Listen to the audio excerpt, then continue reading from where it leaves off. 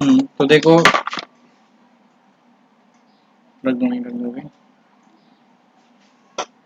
अभी जो चैप्टर हम लोग स्टार्ट करने जा रहे हैं उसका नाम है रिफ्रैक्शन ऑफ लाइट। ठीक है, इसके बारे में तुम लोग क्लास 8 में पहले पढ़ चुका है, बट अभी तुम लोग और डिटेल्स में इसके बारे में समझना है। ठीक है,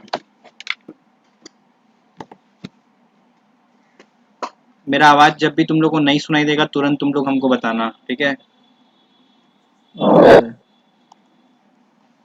रिफ्रैक्शन ऑफ लाइट। तो देखो, तुम लोग कभी ये ऑब्जर्व किए होगे कि पानी में हमेशा कोई भी चीज अगर अंदर रहता है तो वो थोड़ा सा ऊपर उठा हुआ नजर आता है। ऐसा देखे हो कि नहीं देखे हो? इसके अलावा और भी बहुत सारा फिनोमिनन है। जैसे डॉक्टर के पास जब जाओगे तो देखोगे उसके टेबल में जो ग्लास रहता है, मोटा ग्लास, उसके नीचे अगर कुछ लिखा हुआ है या कोई पेपर है तो ऐसा लगता है वो थोड़ा ऊपर उठा हुआ है ना? लगता है कि नहीं लगता है? हाँ सर। तो ये सब जो हो रहा है ये हो रहा है ड्यू टू रिफ्रैक्शन। ये रिफ्रैक्शन होता क्या है? जब लाइट, जब कोई रे ऑफ लाइट अगर एक ट्रांसपेरेंट मीडियम से, मान लो ये एक मीडियम है। मीडियम का मतलब जिसमें लाइट ट्रेवल कर सकता है। जैसे एयर, एयर में लाइट ट्रेवल कर सकता है, ग्लास, ग्लास में लाइट ट्रेवल कर सकता है। तो जब लाइट एक मीडियम से दूसरे मीडियम में एंटर करता है तो वो अपने पाथ से थोड़ा सा डेविएट कर जाता है। जैसे उसको सीधा जाना चाहिए था तो वो सीधा नहीं जाकर के टेढ़ा चला जाता है। ठीक है, इसी चीज को, ये जो प्रोसेस, ये जो फिनोमेनन है, इसी को रिफ्रैक्शन बोलते हैं। Refraction of light. ठीक है, when a ray of light travels from one transparent medium to another transparent medium, it deviates from its path। ठीक है ना? और ये अगर ऑब्लिकली, ऑब्लिकली का मतलब टेढ़ा होकर के, ऑब्लिकली अगर रे ऑफ लाइट आता है तभी ऐसा ये डेविएट करता है। ठीक है,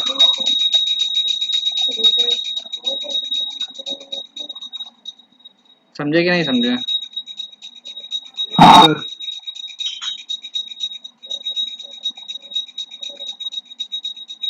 तो रिफ्रैक्शन का जो डेफिनेशन है वो क्या होगा? When a ray of light travels from one transparent medium to another transparent medium obliquely, it deviates from its path। deviates का मतलब हल्का सा भटक जाता है, हल्का सा टेढ़ा हो जाता है। It deviates from its path। This phenomenon is called refraction of light। समझ में आया कि नहीं आया? Yes sir. ठीक है, तो देखो यहाँ पे ये सबसे पहला जरूरी चीज जो इसका कॉज है कि ऐसा होता क्यों है। ठीक है, तो देखो, लाइट जब एक मीडियम से दूसरे मीडियम में जाता है तो उसका ना स्पीड चेंज होता है।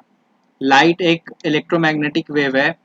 जब लाइट एक मीडियम से दूसरे मीडियम में जाता है तो उसका ना स्पीड जो है वो चेंज होता है, और स्पीड चेंज होने की वजह से ही रिफ्रैक्शन होता है।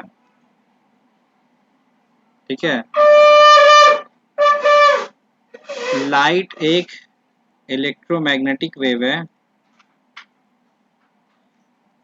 और किसी भी वेव में फ्रीक्वेंसी होता है, वेवलेंथ होता है, और उस वेव का एक स्पीड होता है।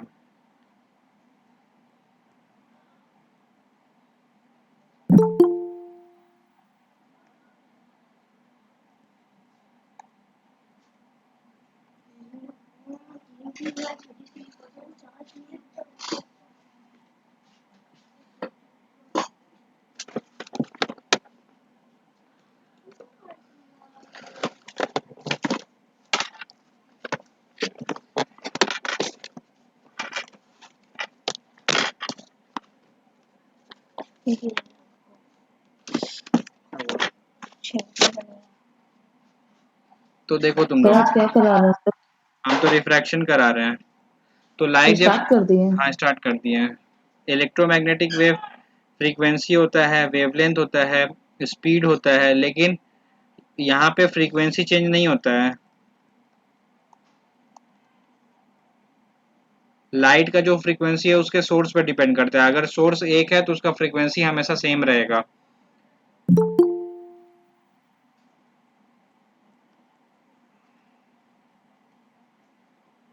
ठीक है, फ्रीक्वेंसी चेंज नहीं होता, हाँ, लेकिन वेवलेंथ चेंज होता है। वेवलेंथ के चेंज होने के वजह से स्पीड भी चेंज होता है, क्योंकि फॉर्मूला क्या है स्पीड का? Speed is equal to frequency into lambda.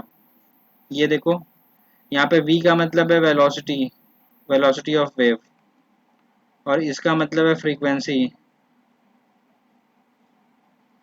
और यहाँ पे लैम्डा का मतलब है वेवलेंथ। तो देखो, अगर लैम्डा का वैल्यू चेंज होगा तो ऑब्वियसली v का वैल्यू भी चेंज होगा, लेकिन यहाँ पे फ्रीक्वेंसी चेंज नहीं होता। जब लाइट एक मीडियम से दूसरे मीडियम में जाता है तो उसका फ्रीक्वेंसी चेंज नहीं होता, वेवलेंथ चेंज होता है, और वेवलेंथ के चेंज होने की वजह से उसका वेलोसिटी भी चेंज होता है, और यही रीज़न है कि रे ऑफ लाइट डेविएट होता है। अब और ये जो चीज़ है कि कैसे अगर स्पीड चेंज होने से वो क्यों डेविएट होता है, और हम लोग इसके बारे में हम लोग डिटेल्स में समझेंगे थोड़ा देर बाद। ठीक है ना? फिलहाल अगर एग्जामिनेशन पॉइंट ऑफ व्यू के हिसाब से समझो, अगर तुमसे क्वेश्चन पूछा जाए कि what is the cause of refraction, तो सिर्फ आंसर में ये लिखना है कि when a ray of light travels from one medium to another medium, its speed changes. This is the cause of refraction. समझ में आया? Yes sir. Sir speed change कैसे मतलब डिपेंड करता है सर रिफ्रैक्शन पे? क्या? सर जब स्पीड चेंज हो रहा है सर कैसे मतलब डिपेंड करता है रिफ्रैक्शन? क्या चाहिए? वो कॉपी चाहिए। नहीं है यहाँ पे, देख ली ना।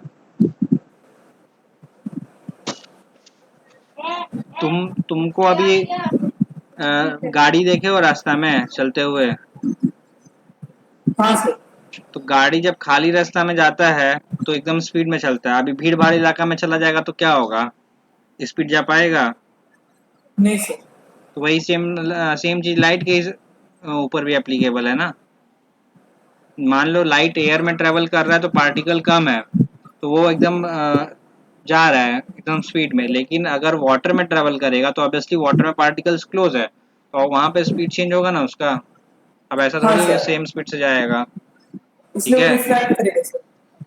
हाँ, तो ये स्पीड चेंज होने के वजह से ही रे ऑफ लाइट डेविएट करता है। मतलब the cause of refraction is the change in speed of light. Sir हाँ बोलो। वाटर से एयर में जाएगा तो फिर ये स्पीड बढ़ जाएगा। स्पीड बढ़ जाएगा, हाँ, वो हम बता रहे हैं, अभी आ रहे हैं, तो उस पे आ रहे हैं। ठीक है, ये समझे तुम लोग को? अभी जो समझना था वो ये है कि रिफ्रैक्शन क्या होता है और उसका जो कॉज है वो क्या होता है। वो कॉज अभी ऊपर से हम समझाए हैं, अंदर से भी समझाएंगे डिटेल्स में। पहले ये बताओ, ये समझ में आया कि रिफ्रैक्शन होता क्या है और उसका कॉज क्या है? अगर एग्जाम में पूछा जाएगा तो लिख पाओगे ना? It occurs because of the change of speed. Change of speed of light when it travels from one medium to another medium. ठीक है, ठीक है। चलो ठीक है। हाँ, अब देखो यहाँ पे।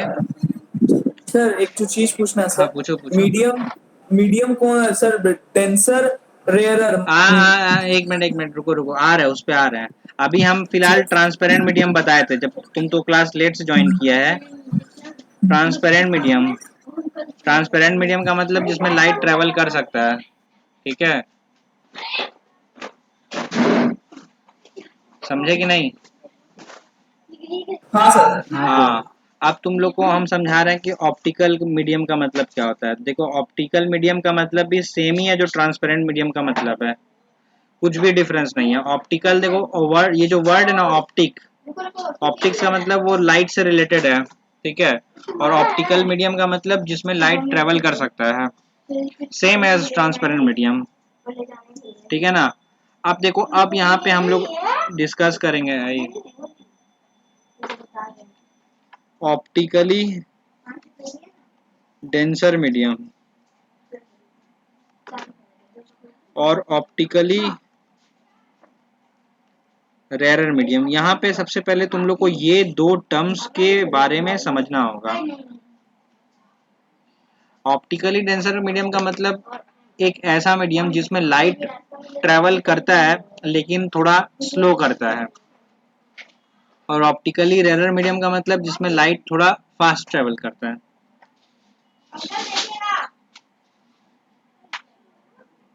ठीक है।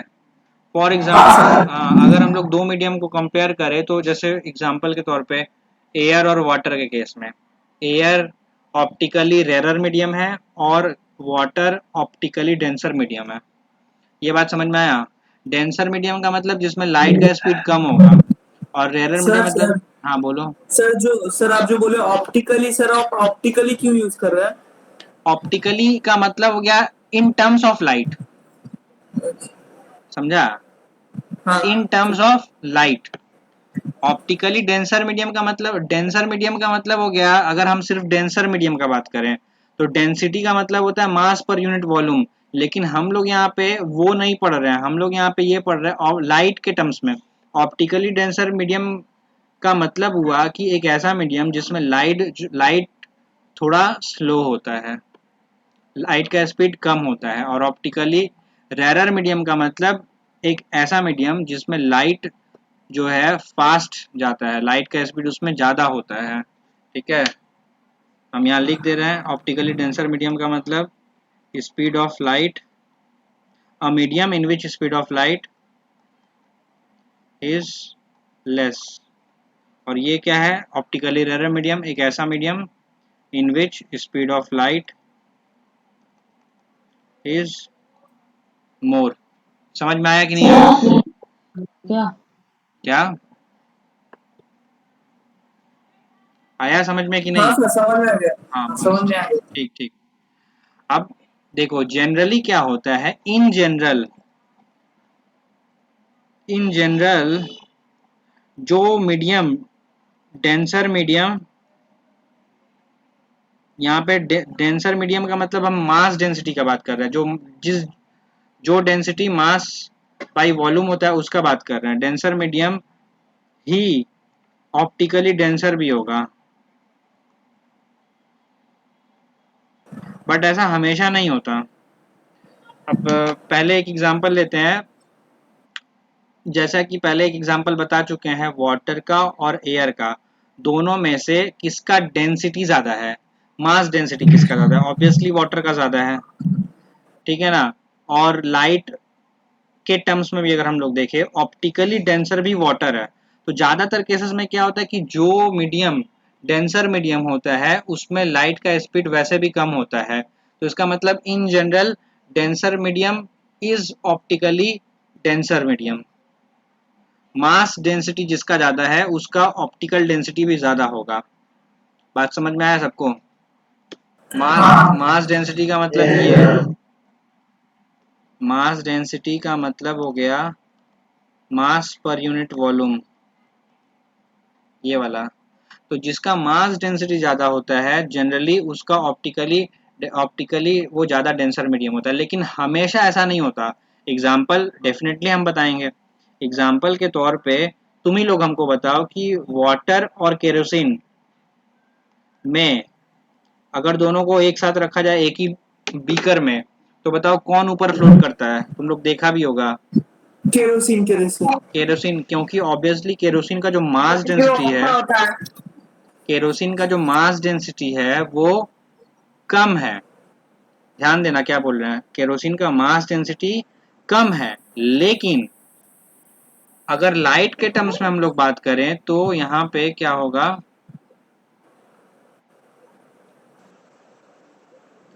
Kerosene water mass sir density. आप स्क्रीन शेयर कर रहे हैं क्या? तुम लोग को नहीं दिख रहा है क्या? नहीं नहीं सर। शुरू से कुछ नहीं दिख रहा है। अरे यार, तो तब से हम वही बोल रहे थे सर, तब से सर हमको डाउट था नहीं। फिर।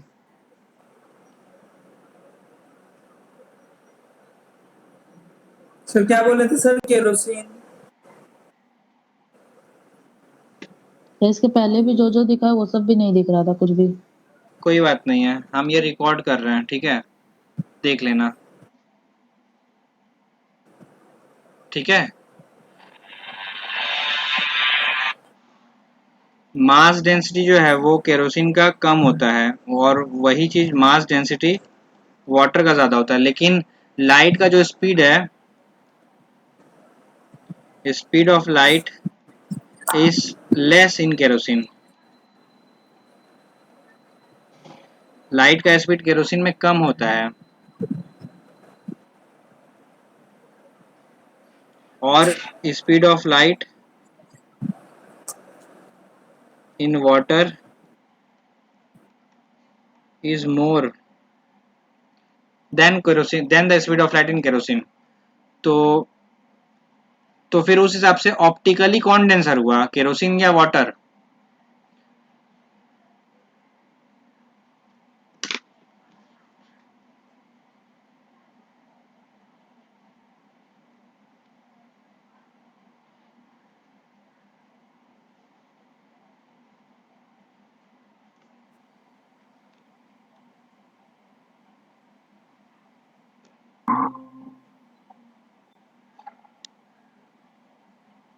दिख रहा है ना तुम लोग को स्क्रीन? हाँ, speed of light is less in kerosene. Kerosene में लाइट का स्पीड कम है और वाटर में लाइट का स्पीड ज्यादा है। तो इन दोनों में कौन डेंसर मीडियम, कौन ऑप्टिकली डेंसर हुआ? Which one is optically denser? Kerosene. Kerosene. Kerosene. लेकिन नॉर्मली मास डेंसिटी जो है वो केरोसिन का कम है, लेकिन उसका ऑप्टिकल डेंसिटी ज़्यादा है, क्योंकि इसका एक रीज़न है कि केरोसिन में जो मॉलिक्यूल्स होता है वो लाइट को थोड़ा सा मतलब दिक्कत पैदा करता है, ठीक है? जो लाइट को, और थोड़ा सा देखोगे केरोसिन, जैसे वाटर क्या कलरलेस है, केरोसिन में हल्का देखोगे ब्लूइश कलर है, तो कलर जो है कहीं ना कहीं उसको रोकेगा, ठीक है ना? मतलब एक एब्जॉर्प्शन का भी बात आता है यहाँ पे कि वो लाइट को थोड़ा सा एब्जॉर्ब करेगा, ठीक है? जिससे क्या होता है कि लाइट का स्पीड केरोसिन में कम होता है। सबको समझ सर में सर आया? ब्लू कलर सर अब्सॉर्ब भी करता है सर। ब्लू हाँ, कलर का जो ब्लू ऑब्जेक्ट कलर रहता है। देखो, ब्लू कलर का ऑब्जेक्ट जो है वो सबको सारे कलर को एब्जॉर्ब करता है, सिर्फ ब्लू कलर को छोड़ करके। ये तो तुम लोग का एक्चुअली सिलेबस में है नहीं, ये जो चीज़ है, जो एब्जॉर्प्शन वाला बात है, ठीक है? सर एक क्वेश्चन। हाँ पूछो। सर एयर भी तो ट्रांसपेरेंट होता है, वाटर भी ट्रांसपेरेंट होता है, तो जब एयर टू वाटर जाता है तो स्पीड तब क्यों कम होता है? ट्रांसपेरेंट मीडियम में ही तो कम होता है। जैसे ग्लास भी तो कलरलेस है, एयर भी कलरलेस है, वाटर भी कलरलेस है, ग्लास भी कलरलेस है, डायमंड भी कलरलेस है, सारा तो कलरलेस है, तभी तो लाइट ट्रेवल कर रहा सर है। वैक्यूम में सर वैक्यूम में तो और तेज करता होगा ना सर। हाँ लो मीडियम रहता हाँ, है। लाइट का स्पीड वैक्यूम में सबसे ज़्यादा होता है और वो होता है 3 × 10⁸ मीटर पर सेकेंड। ये है velocity of light in vacuum. लेकिन एयर में थोड़ा सा, बहुत स्लाइट कम होता है, 2.99 करके कुछ होता है, 998 करके कुछ होता है, ठीक है? हम लोग एयर में भी लाइट का स्पीड सेम ही लेते हैं, मतलब we have to take the velocity of light in air and vacuum same, ठीक है? And that is 3 × 10⁸ metre per second, ठीक है? समझ में आया कि नहीं आया? ठीक है। हाँ सर। ठीक है, तो ऑप्टिकली डेंसर मीडियम का मतलब तुम लोग जो है वो समझ चुका है, ठीक है? अब देखो, अब हम लोग ये जो रिफ्रैक्शन फेनोमेना है उसके कुछ टर्म्स को समझते हैं। सपोज करो ये मीडियम 1 है और ये मीडियम 2 है। ये एक लाइट आया, एक रे ऑफ लाइट आया, ठीक है? इस पॉइंट पे स्ट्राइक कर रहा है, देखो इस पॉइंट पे स्ट्राइक कर रहा है। तो ये जो रे ऑफ लाइट आ रहा है इसका नाम होता है इंसिडेंट रे।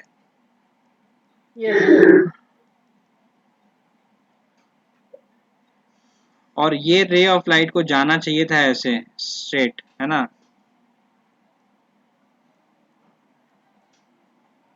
लेकिन ये ऐसे नहीं जा करके थोड़ा सा डेविएट हो जाता है। तो ये वाला जो रे ऑफ लाइट है इसको रिफ्रैक्टेड रे बोलते हैं, ठीक है? अब हम लोग वापस थोड़ा पीछे जाते हैं। ये वाला इंसिडेंट रे हो गया, ये वाला जो है पॉइंट, इसको पॉइंट ऑफ इंसिडेंस बोलेंगे, इस पॉइंट को। Okay sir.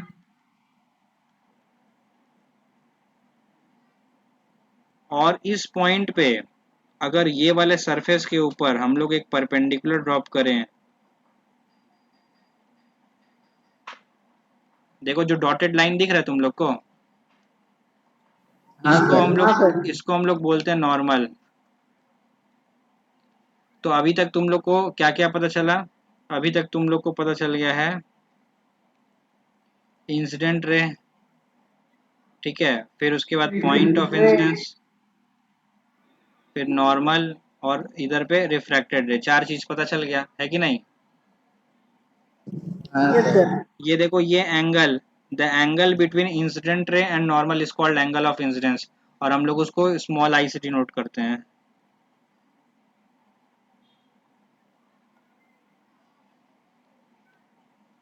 ठीक है, और ये वाला देखो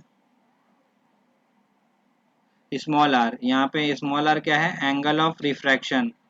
ठीक है, बहुत जन नाम में कंफ्यूज हो जाता है। रिफ्लेक्शन अलग था, रिफ्लेक्शन और रिफ्रैक्शन दोनों में डिफरेंस है।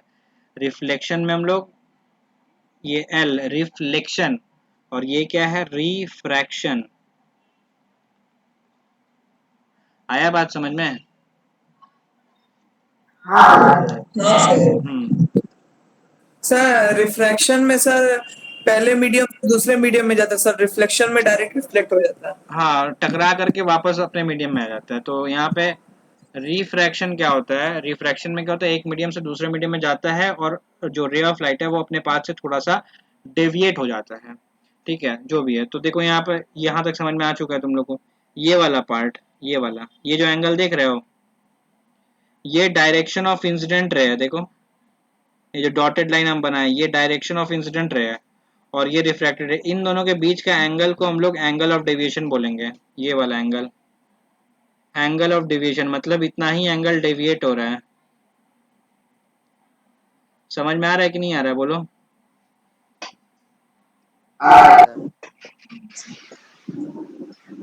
सर एंगल सर ऑफ ये न्यू डेविएशन टर्म है किससे सर, बोले? ये एक न्यू टर्म है sir, angle of deviation. Deviation, हाँ, ये क्लास 9 में एक नहीं बार था। फिर से क्या एंगल ऑफ क्या डेविएशन वाला। क्या? सर एंगल ऑफ डेविएशन एक बार फिर से बोलिए। ये देख रहे हो? ये देखो हम ये वाला जो ये डायरेक्शन देख रहे हो, ये वाला, ये हाँ सर। इंसिडेंट रे का डायरेक्शन है, और देखो ये वाला रिफ्रैक्टेड रे।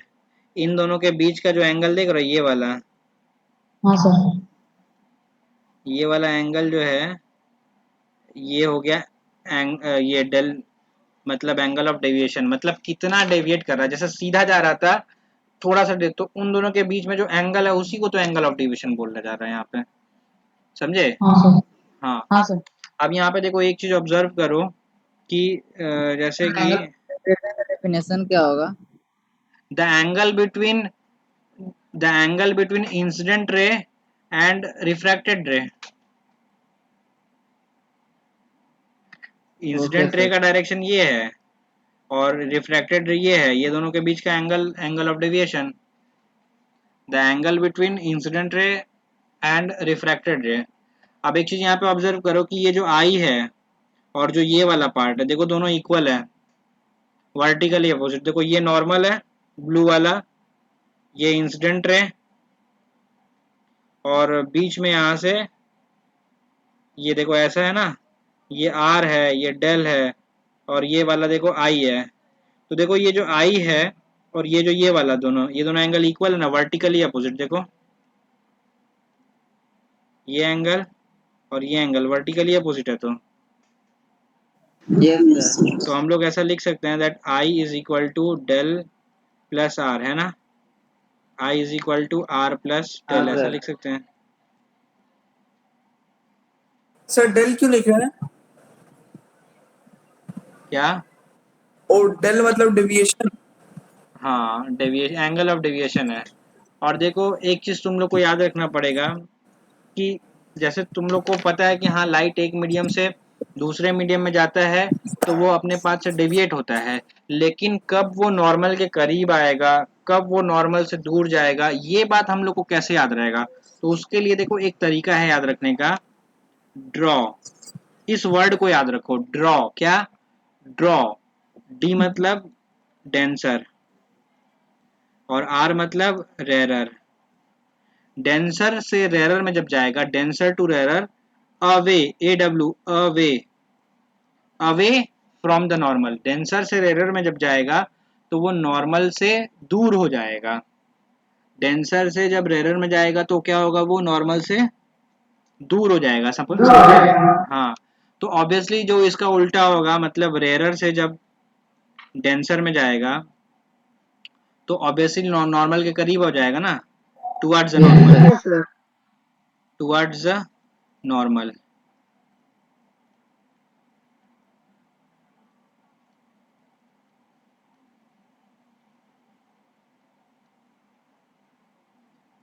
तो जैसा कि यहाँ पे हम लोग देख रहे हैं, ये वाला जो एग्जांपल यहाँ पे हम लोग लिए हैं, यहाँ पे देखो ये नॉर्मल के करीब आ रहा है ना, देखो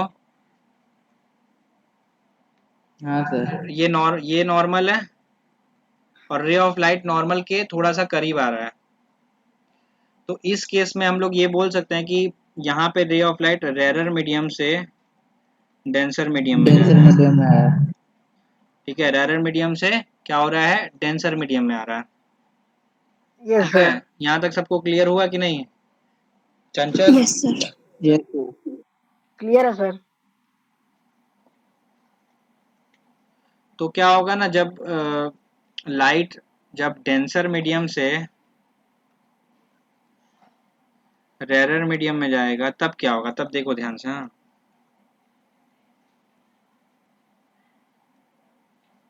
ये पॉइंट ऑफ इंसिडेंस, तो यहाँ पे एक नॉर्मल ड्रॉ कर लेते हैं।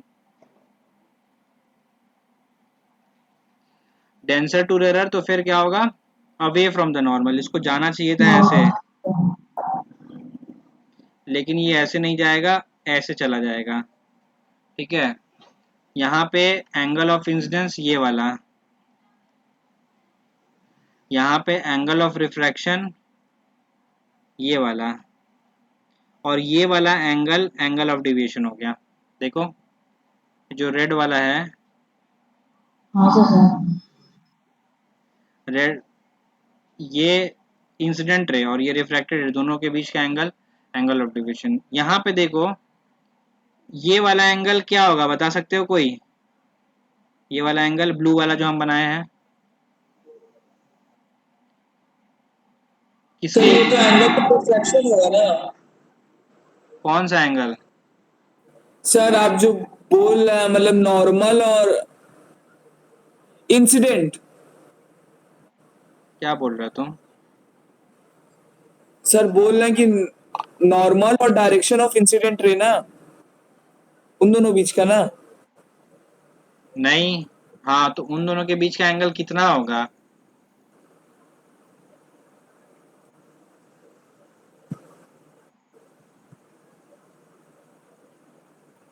वापस से बना रहे, देखो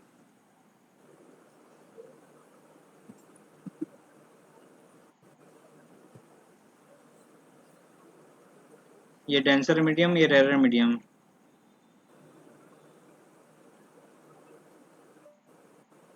इसको जाना चाहिए था ऐसे, लेकिन ये ऐसे नहीं जा करके अवे फ्रॉम द नॉर्मल हो गया। ये है आई, एंगल ऑफ इंसिडेंस। कोई डाउट है किसी को? यही ना होगा एंगल ऑफ इंसिडेंस। ये वाला एंगल ऑफ रिफ्रैक्शन है और ये वाला ग्रीन वाला एंगल ऑफ डेविएशन है। अब तुम लोग मेरे को ये बताओ कि ये वाला जो एंगल है ये किसके इक्वल है, ये ब्लैक वाला एंगल है। Sir angle of incidence. हाँ, वो तो आई के इक्वल होगा ना, वर्टिकली अपोजिट है। तो देख रहा है, तो ये नॉर्मल है, ऐसे जा रहा है। अगर ये वाला आई है तो ये वाला भी तो आई होगा ना। Yes sir. इसको देखो डायग्राम को। Yes sir. अब हम लोग यहाँ पे ये देख करके बोल सकते हैं कि जो आर है वो आई प्लस डेल के इक्वल है कि नहीं? हाँ सर। यस। ये याद रखो, जब ray of light denser medium से रेरर मीडियम में जा रहा है तो वो नॉर्मल से दूर हो जाएगा, और जब नॉर्मल से दूर होगा तो एंगल ऑफ रिफ्रैक्शन बड़ा होगा। तो angle of refraction is equal to I plus del हो जाएगा। और अगर कोई ray of light rarer medium से डेंसर मीडियम में जा रहा है तो वो नॉर्मल के करीब हो जाएगा। नॉर्मल के करीब हो जाएगा मतलब एंगल ऑफ रिफ्रैक्शन कम हो जाएगा एंगल ऑफ इंसिडेंस से। तब के केस में I is equal to R plus del. समझ में आया कि नहीं आया? हाँ सर। ऐसा क्वेश्चन तुम्हारा मतलब वो चेक मतलब ये सब ऑब्जेक्टिव टाइप का क्वेश्चन बनाया जा सकता है कि अगर सपोज करो कोई रे ऑफ लाइट है जो डेंसर मीडियम से रेरर मीडियम में जा रहा है तो कौन बड़ा है, which one is greater, angle of incidence और एंगल ऑफ रिफ्रैक्शन।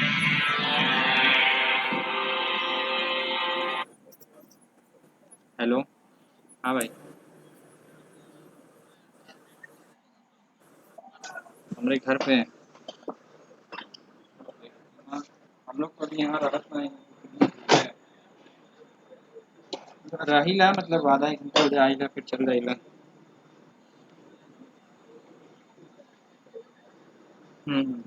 ठीक है। हाँ हाँ ठीक।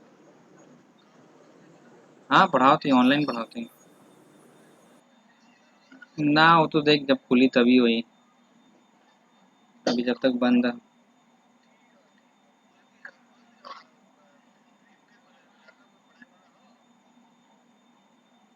अभी कहाँ से पढ़ाई, अभी तो का लड़का 1-2 महीना हुई। हाँ तो अभी कहाँ कोई पढ़ाई, और उतना छोटा बच्चा के ऑनलाइन कोई पढ़ाई नहीं। सर आवाज सुनाई नहीं दे रहा है सर। सर आपका साउंड क्लियर नहीं आ रहा सर। अभी तो कोई ना, जब खुली तभी हो पाई।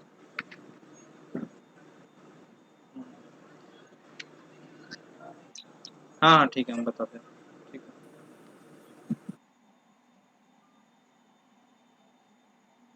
सर आवाज क्लियर नहीं है सर। हाँ हाँ एक मिनट। हेलो,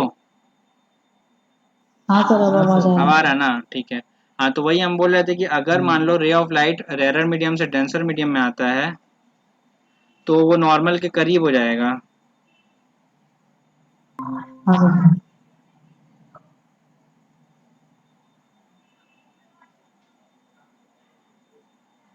हाँ तो वही हम बोल रहे थे कि अगर मान लो रे ऑफ लाइट अगर रेरर मीडियम से डेंसर मीडियम में आता है तो वो नॉर्मल के पास आएगा। नॉर्मल के पास आएगा मतलब एंगल ऑफ रिफ्रैक्शन छोटा हो जाएगा एंगल ऑफ इंसिडेंस से, ठीक है। तो मतलब आई इस बार बड़ा होगा, एंगल ऑफ इंसिडेंस बड़ा होगा, तो जो रिलेशन होगा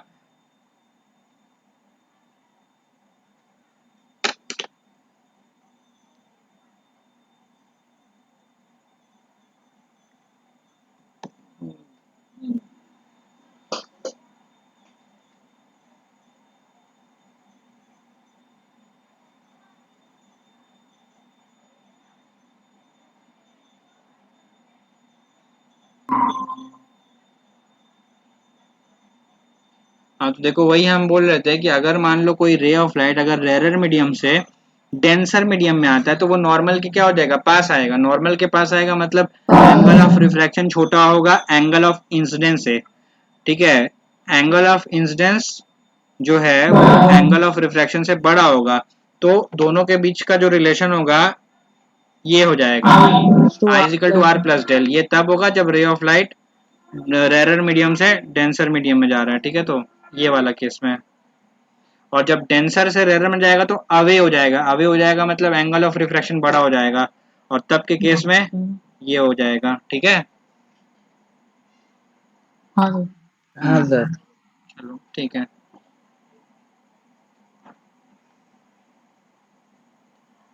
अब देखो ऐसा है कि तुम लोग को ऑलरेडी हम बताए थे कि जब रे ऑफ लाइट एक मीडियम से दूसरे मीडियम में जाता है तो वो डेविएट करता है, लेकिन रे ऑफ लाइट ऑब्लिकली आता है, आएगा तभी ऐसा होगा।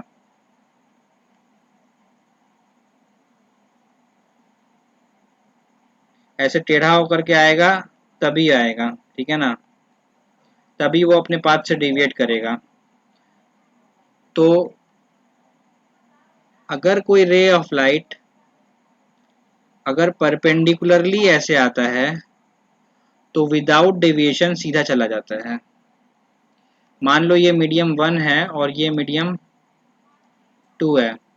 अगर कोई रे ऑफ लाइट क्या क्या, सर ये रे का कोई तो नॉर्मल नहीं हुआ तब।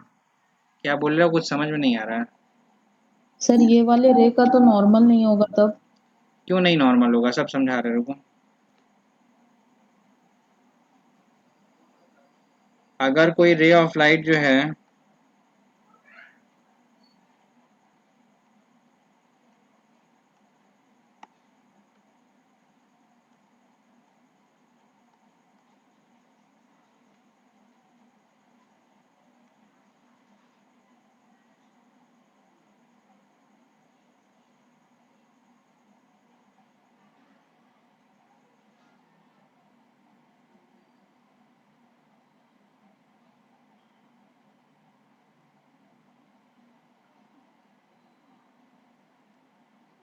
अगर कोई रे ऑफ लाइट नॉर्मली ऐसे परपेंडिकुलरली आता है तो यही इसका नॉर्मल भी है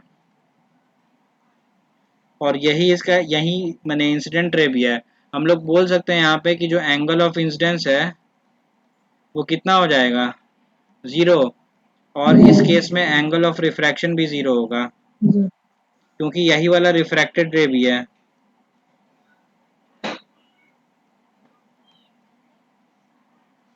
एंगल ऑफ रिफ्रैक्शन भी 0 हो जाएगा, 0 डिग्री 0 डिग्री। समझे कि नहीं? हाँ यस सर। सर। हाँ, तो ये एक कंडीशन है, ये एक कंडीशन है जब रे ऑफ लाइट एक मीडियम से दूसरे मीडियम में जाता तो है लेकिन उसका डेविएशन नहीं होता उस रे ऑफ लाइट का। ठीक है ना? अगर मान लो कभी क्वेश्चन पूछा कि state one condition when a ray of light does not deviate, तो क्या लिखेंगे कि if the ray of light falls perpendicularly on the surface then it will not deviate. ठीक है।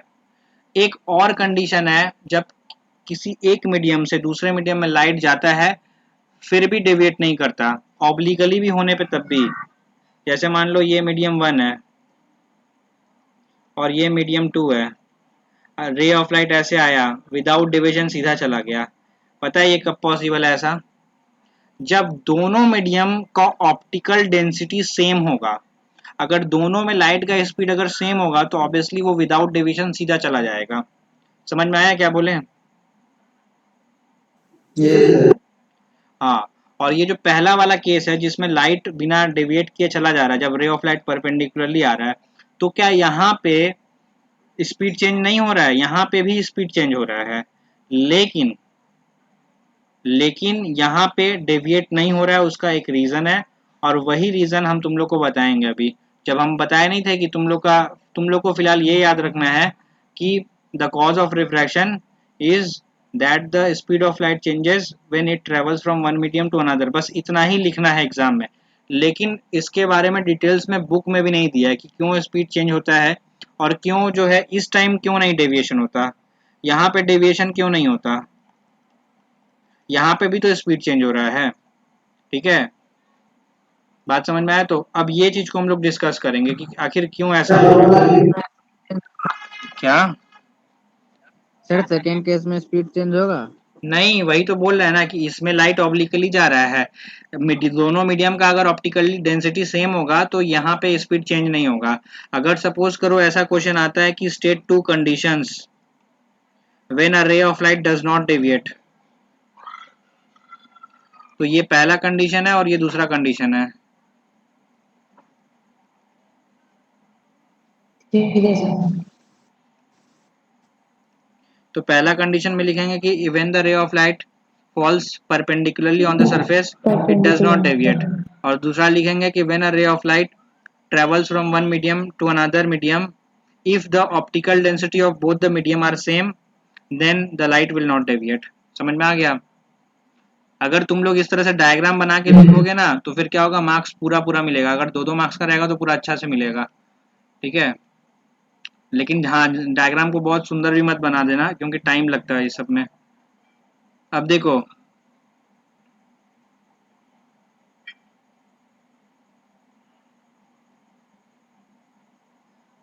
ये ऊपर वाला रेयर मीडियम है और ये डेंसर मीडियम है। ठीक है, तुम लोग कभी देखा होगा जैसे कि एक गाड़ी है, ठीक है, ऐसे टेढ़ा होकर के आ रहा है, तो इसका पहले दोनों चक्का ऐसे सामने आ रहा है। ठीक है, तो ये रोड है। रोड का मतलब है कि यहाँ पे स्पीड ज़्यादा होगा और ये डेजर्ट है। गाड़ी का स्पीड किस में ज़्यादा होता है, रोड में या डेजर्ट में? सर रोड रोड में। रोड में, तुम लोग देखा होगा। अब देखो वैसे ही, तो ये रोड में तो मतलब यहाँ पे रेरर मीडियम हो गया और ये डेजर्ट मान लो डेंसर मीडियम हो गया। गाड़ी का जो पहला पोर्शन है मान लो वो ऐसे आ रहा है, ठीक है ना। एक टाइम होगा जब गाड़ी का जो ये वाला पोर्शन होगा ऐसे हो जाएगा।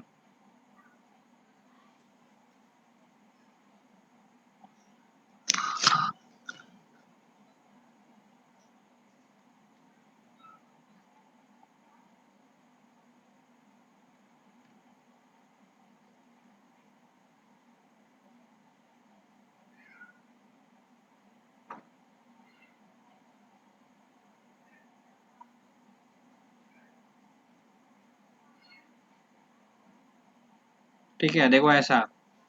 तो देखो यहाँ पे इसका जो ये वाला चक्का देख रहे हो, ये वाला जो चक्का है ये डेजर्ट में आ गया है, तो ऑब्वियसली उस चक्के का स्पीड थोड़ा कम हो जाएगा, है कि नहीं। हाँ सर। Yes sir. और ये वाला जो चक्का है ये अभी भी रोड पे है, तो ऑब्वियसली उस चक्के का स्पीड जो है वो थोड़ा सा ज़्यादा ही रहेगा। तो क्या होगा कि जितने देर में ये यहाँ से यहाँ आएगा उतने देर में ये यहाँ से यहाँ आ जाएगा, ऐसे। ये यहाँ से यहाँ आएगा तो देखो ऐसा हो जाएगा, मतलब जो गाड़ी का जो फेस है वो ही थोड़ा सा चेंज हो जाएगा। ठीक है, अब देखो दोनों जो चक्का है दोनों डेजर्ट पे आ गया, अब दोनों सेम स्पीड से ऐसे चलेगा, देख रहे हो। मतलब ये आ रहा था ऐसे, यहाँ टकराने के बाद थोड़ा सा ऐसे हो गया, समझे तुम लोग। हाँ यस सर। सर। यही रीजन होता है कि जब वो मैंने ऐसे डेविएट करता है। अब एक कंडीशन सोचो कि अगर मान लो वो गाड़ी अगर ऐसे आ रहा होता परपेंडिकुलरली, ध्यान से देखो। हाँ, यहाँ पे क्या हो रहा है कि जो इसका दोनों चक्का है वो एक साथ अंदर में आ रहा है, स्लो होगा लेकिन डेविएट नहीं होगा। समझ में आया क्या बोले। हाँ सर। अब तुम लोग को ये भी समझ में आ गया होगा कि लाइट भी सेम इसी तरह से लाइट भी क्या होता है जब परपेंडिकुलरली आता है, तो तो जैसे मान डेविएट लो नहीं कर। आखिर लाइट है तो कुछ ना कुछ तो उसका चौड़ाई तो होगा ना, तो उसका दोनों सारा का सारा पार्ट एक साथ उसके अंदर आता है, जिससे क्या होता है कि मतलब जैसे यहाँ पे गाड़ी का दोनों चक्का एक साथ आ रहा है वैसे उसमें भी ऐसे ही हो रहा है सेम चीज। तो इस वजह से क्या हो रहा है कि जब परपेंडिकुलरली आ रहा है तो उसका स्पीड कम हो रहा है लाइट का, लेकिन डेविएट नहीं हो रहा है। सेम यही रीजन की वजह से, जैसे यहाँ गाड़ी का जो एग्जांपल दिए वैसा सेम चीज लाइट में भी होगा। बोलो समझ में आया कि नहीं आया। हाँ सर समझ आया। आ गया सर। ठीक है, ये तुम लोग के बुक में नहीं दिया हुआ है। ठीक है, तो ये था तुम लोग का, मतलब अभी तक जितना भी बताए हैं उसको दिमाग में पहले बैठा लो। तुम लोग को जो जो बता चुके हैं अभी उसको हम एक बार समराइज कर दे रहे हैं। रिफ्रैक्शन क्या होता है, ये एक फेनोमेनन है जिसमें अगर कोई रे ऑफ लाइट डेंस मतलब किसी एक ट्रांसपेरेंट मीडियम से दूसरे ट्रांसपेरेंट मीडियम में जाता है तो वो अपने पाथ से डेविएट होता है, इसी फेनोमेनन को रिफ्रैक्शन बोलते हैं। कॉज ऑफ रिफ्रैक्शन, जो मेन डिटेल्स वाला जो बात नहीं कर रहे थे हम स्टार्टिंग में कि डिटेल्स में हम बताएंगे, अभी जो बताया ना गाड़ी वाला एग्जांपल दे करके यही है। लेकिन अगर एग्जाम में आएगा तो तुमको कॉज ऑफ रिफ्रैक्शन में क्या लिखना है कि the cause of refraction is that when a ray of light travels from one medium to another medium its speed changes. ठीक है, बस इतना ही लिखना है। ठीक है, उसके बाद अगर डेंसर मीडियम से रेरर मीडियम में जाएगा तो क्या होगा, away from the normal. Incident ray क्या होता है, रिफ्रैक्टेड रे क्या होता है, ठीक है, ये सब तुम लोग को बताएं। Angle of incidence, angle of refraction, फिर उसके बाद टू कंडीशंस बताए हैं जिसमें रे ऑफ लाइट डेविएट नहीं करता। ठीक है, अब तुम लोग को समझना होगा laws of refraction. Laws of refraction, तो देखो पहला लॉ तो सेम है जो तुम लोग क्लास 9 में लॉ ऑफ रिफ्लेक्शन में पढ़ा था, वैसा ही है यहाँ पे भी कि द इंसिडेंट रे रिफ्रैक्टेड रे and normal lie in the same plane at point of incidence.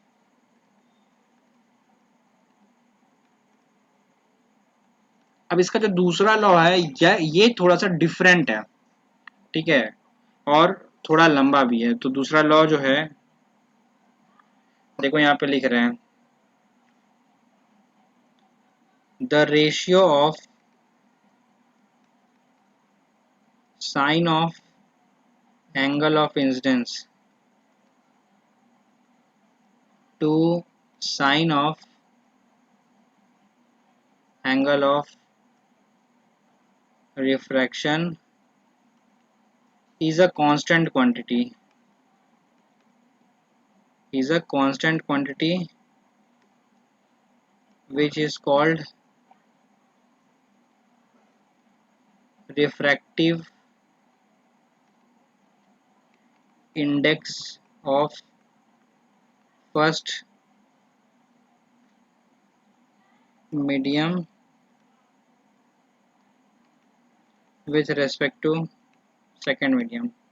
ये सेकेंड लॉ तो तुम लोग को बिल्कुल भी समझ में नहीं आएगा, लेकिन हम समझाने का कोशिश करते हैं, ठीक है। ये पूरा लॉ को, जो सेकेंड लॉ है उसको स्नेल्स लॉ भी बोला जाता है, Snell's law. Second law of refraction is called Snell's law. और ये पूरा लॉ समझने के लिए सबसे पहले हम लोग इस वर्ड पे फोकस करेंगे, रिफ्रैक्टिव इंडेक्स। तो अभी ये जो रिफ्रैक्शन का जो सेकंड लॉ है उसको समझने के लिए हम लोग को तोड़ तोड़ के पहले समझना होगा, और सबसे पहला जो उसमें से चीज़ है वो समझना होगा रिफ्रैक्टिव इंडेक्स, ठीक है। तो रिफ्रैक्टिव इंडेक्स क्या होता है? Refractive index of a medium, ये क्वांटिटी है। Refractive index of a medium is the ratio of velocity of light in vacuum to the velocity of light in that medium। Refractive index of a medium मतलब किसी medium का refractive index क्या होगा? Ratio होगा velocity of light in vacuum to velocity of light in that medium. Refractive index of a medium अगर हम लोग mathematically लिखे तो ये होगा velocity of light in vacuum. सुनाई दे रहा है ना तुम लोग को? हाँ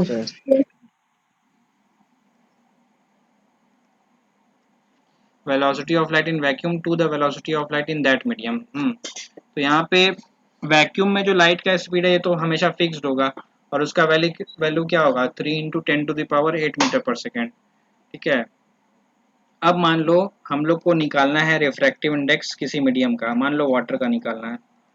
तो refractive index of water will be equal to velocity of light in vacuum, जिसको हम लोग सी से डिनोट करते हैं, by velocity of light in water, जिसको हम लोग VW से डिनोट किए हैं। तो C का वैल्यू तो फिक्स है 3 × 10⁸ मीटर पर सेकेंड, और velocity of light in water जो है वो हम बता देते हैं तुम लोग को क्या होता है, 2.25 × 10⁸ मीटर पर सेकेंड।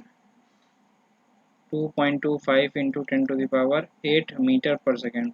तो ये 10⁸ कटेगा, मीटर पर सेकेंड भी कटेगा, और 3/2.25 को हम लोग सिंप्लीफाई करेंगे तो ये आएगा 4/3, ठीक है, 4/3 आएगा। अभी देखो ये हो गया रिफ्रैक्टिव इंडेक्स ऑफ वाटर, ठीक है।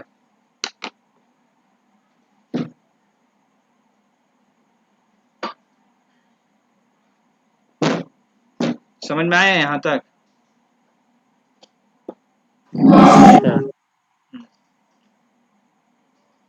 तो रिफ्रैक्टिव इंडेक्स का पहला बात तो कोई यूनिट नहीं होता, ठीक है, क्योंकि देखो ऊपर में भी मीटर पर सेकेंड, नीचे में भी मीटर पर सेकेंड, दोनों कट जाएगा। रिफ्रैक्टिव इंडेक्स का कोई यूनिट नहीं होता। और इस दुनिया में ऐसा कोई भी चीज़ नहीं है जिसमें लाइट का स्पीड वैक्यूम से ज़्यादा ट्रेवल करे, ठीक है ना। मतलब कोई ऐसा मीडियम नहीं है जिसमें लाइट वैक्यूम में जितना फास्ट ट्रेवल करता है उससे ज़्यादा उसमें करे। तो मतलब यहाँ पे फिक्स्ड है कि जो न्यूमरेटर है वो डिनोमिनेटर से कभी छोटा नहीं होने वाला, ठीक है। मतलब हमेशा डिनोमिनेटर ही छोटा होगा। रिफ्रैक्टिव इंडेक्स एयर का 1 होता है, रिफ्रैक्टिव इंडेक्स ऑफ वैक्यूम या रिफ्रैक्टिव इंडेक्स ऑफ एयर हम लोग निकालेंगे तो 1 होगा, क्योंकि लाइट का स्पीड एयर में और वैक्यूम में सेम ही होता है, हम लोग सेम ही लेते हैं। तो सर रिफ्रैक्टिव इसको परसेंटेज में कन्वर्ट कर सकते हैं क्या? नहीं नहीं, ये फ्रैक्शन है, या डेसिमल में भी लिख सकते हैं लेकिन परसेंटेज में नहीं, ये रेशियो है। Okay sir. Refractive index of air 1 होगा, ठीक है। समझ में आया सबको? हाँ सर। रिफ्रैक्टिव इंडेक्स किसी भी मीडियम का एयर को छोड़ करके 1 से बड़ा ही होगा, क्योंकि देखो न्यूमरेटर बड़ा रहेगा ना हमेशा डिनोमिनेटर से, तो ऑब्वियसली वो 1 से बड़ा ही होगा। जैसे एग्जांपल के तौर पे, जैसे मान लो 5 है, 5/4 है, तो जब न्यूमरेटर हमेशा डिनोमिनेटर से बड़ा है तो ऑब्वियसली ये 1 से बड़ा होगा। तो मतलब किसी भी मीडियम का रिफ्रैक्टिव इंडेक्स 1 से बड़ा ही होगा, सिर्फ एयर का 1 होता है, ठीक है। मतलब किसी भी मीडियम का रिफ्रैक्टिव इंडेक्स 1 या 1 से बड़ा हो सकता है, 1 से छोटा नहीं हो सकता। किसी भी मीडियम का रिफ्रैक्टिव इंडेक्स 1 से छोटा नहीं हो सकता। एयर का 1 होता है, बाद इसके बाद सबका 1 से ज़्यादा ही होता है। समझ में आ गया यहाँ तक? अच्छा, इस पे न्यूमेरिकल्स भी आता है, इस पे न्यूमेरिकल्स भी आता है, ठीक है। हम ये मिटा दे रहे हैं, ठीक है। Refractive index is equal to velocity of light in vacuum by velocity of light in medium.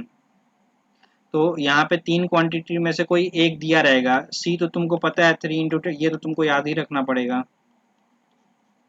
और या तो रिफ्रैक्टिव इंडेक्स दिया रहेगा या तो उस मीडियम का वेलोसिटी दिया रहेगा, और कोई दूसरा चीज़ पूछेगा, ठीक है। जैसे मान लो एग्जांपल के तौर पे एक हम सम बता दे रहे हैं, कैसा पूछ सकता है। If refractive index of glass is 1.5,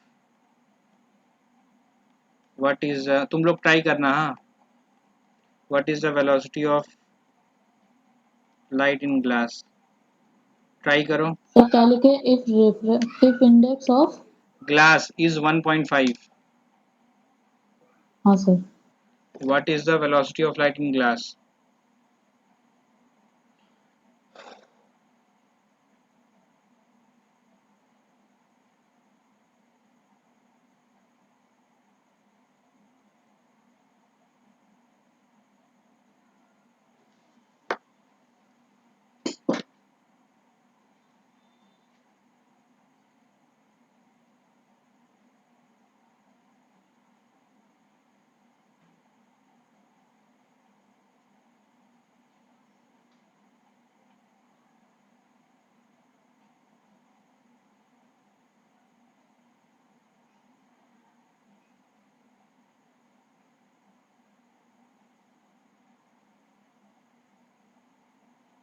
hello, yes sir.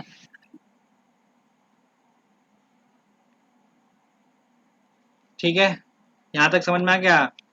Sums हुआ कि नहीं, बोलो। हम लोग ऐसे लिखेंगे 1.5 equal to 3 × 10⁸ metre per second by velocity of light in glass. अभी क्रॉस मल्टीप्लाई कर तो दो, सर 2.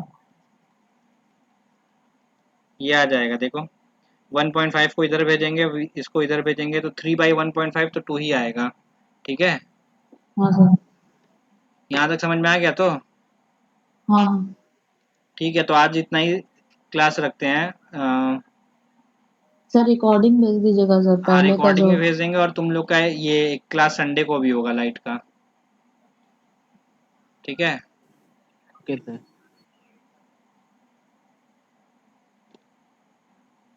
सर इसी टाइम पे? नहीं, हम बता देंगे पहले से। सर कल लेंगे कि नहीं स्कूल वाला? नहीं नहीं, कल नहीं, अभी बीच में जैसे मान लो लाइट चल रहा है तो लाइट पहले पूरा ख़त्म कर देंगे फिर कुछ, ठीक है? नहीं तो फिर क्या होगा, इधर-उधर मिला के करने से दिक्कत हो जाएगा, ठीक है? ठीक है, तो सर से अटेंडेंस लेंगे ना कल? हाँ, हाँ। Okay sir. बाय, हाँ।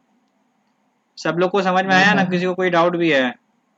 आशीष? नहीं सर, नहीं है डाउट। नहीं सर, कोई डाउट ओम? नहीं है। हाँ सर आ गया। चंचल समझ में आ रहा है तो? हाँ सर। ठीक है, फिर क्लास एंड कर रहे हैं। तुम लोग का नेक्स्ट क्लास जो है वो मतलब संडे को होगा सैटरडे फिजिक्स। को हाँ, सैटरडे सर को मैथ्स मैथ्स का। का, हाँ सैटरडे मैथ्स का होगा और संडे को फिजिक्स का होगा। ठीक है। बाय, हाँ, ये sir. Bye, bye bye sir. Bye.